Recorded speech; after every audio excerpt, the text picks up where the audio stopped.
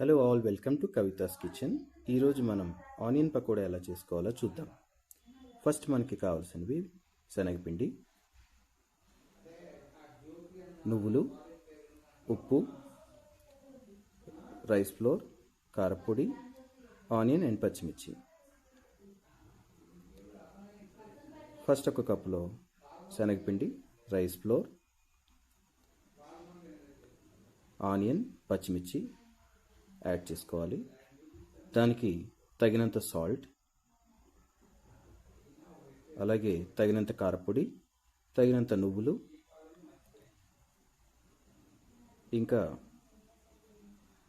ఇవన్నీ వేసుకొని ఈ గ్యాప్లో ఆయిల్ని వేడెక్కించుకొని మనం ముందుగా తీసుకున్న మిశ్రమాన్ని వాటర్ కలుపుతూ మిక్స్ చేసుకోవాలి. వాటర్ ఎక్కువ అవ్వకుండా చూసుకోండి. ఈ మిశ్రమాన్ని ఆయిల్ వేడెక్కిన తర్వాత డీప్ ఫ్రై చేసుకోవాలి.